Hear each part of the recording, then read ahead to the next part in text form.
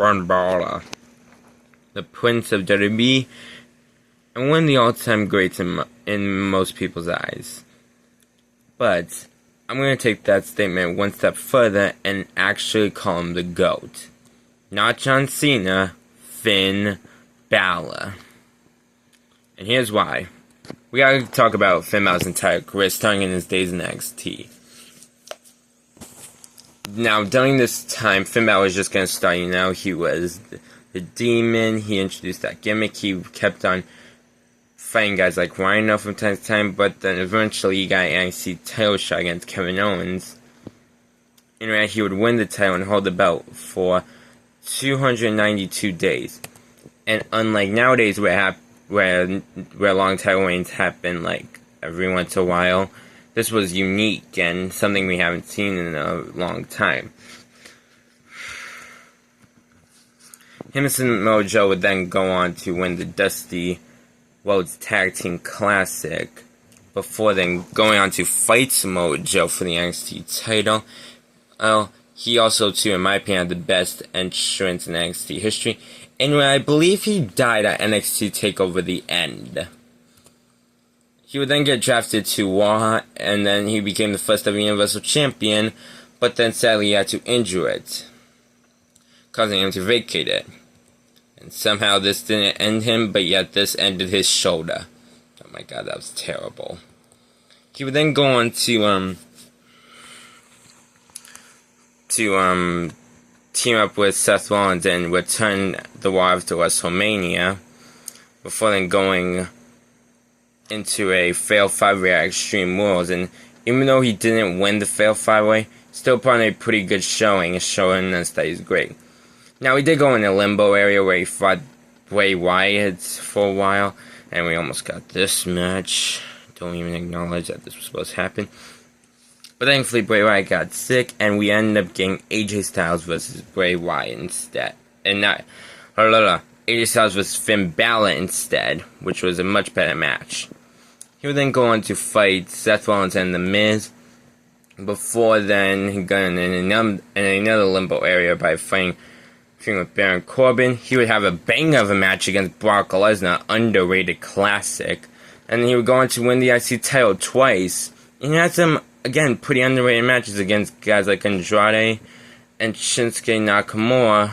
And then he lost the belt to Shinsuke before then feuding with The Fiend. And then that was The Fiend's first victim.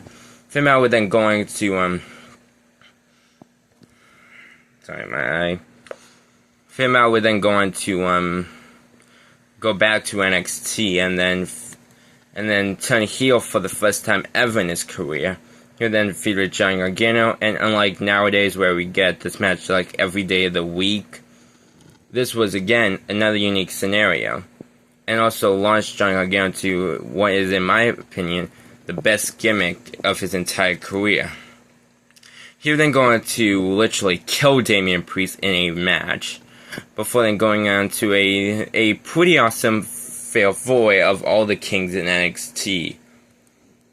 Before then end up winning the NXT championship, and again, unlike nowadays where we get two-time champions all the time, this was unique, at least for NXT.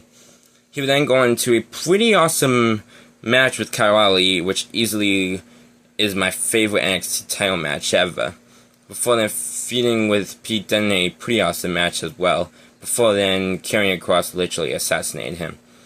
And then he would go on to go back to SmackDown and then break the top rope on his way. Oh crap. There we go. Okay. And then he would go on to win the United States Championship. And then he would then lose the U.S. Championship to Austin Theory. Before then teaming up with both Liv Morgan and AJ Styles. And then they would feud with Judgment Day, which would end up in Finn Balor joining Judgment Day. And then going into the feud with the Mysterios, in where he would end up causing Dominic Mysterio to turn on his father and the guy he would lay on having Hell in a Cell with, Edge. He would then also, in that match, get 14 staples. Literally, cut 14 staples. And I'm pretty sure you can imagine, like, after that holy shit moment, then that he would, like, either stop wrestling or just flat out just retire. No, he didn't. He went on to have a world title match with Seth Rollins, and where most people can agree with me with this one, Finn Balor should have won, mainly because if you look at Seth Rollins' following defenses, they weren't that much exciting. Heck, most of those defenses were just repeats. He would then also go on to win the tag titles with Damian Priest, and imagine if he was the World Heavyweight Champion when he won this. That would have made him dominant.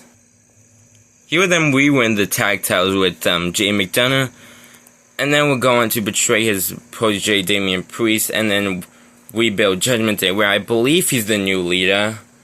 And then he would also gain custody of the PlayStation 5 probably, and with Carlito in the group. All in all, Finn Balor's the main reason why I see Finn Balor as a GOAT is mainly because I just feel like every time he gets knocked down, pushed back, and every single time like you think his career's over, he comes back in a much better and bigger way. What do you guys think? Do you think Finn Balor's the GOAT, one of the all-time greats, or is there someone else you think is a all-time great? I'd like to hear your opinion in the comments.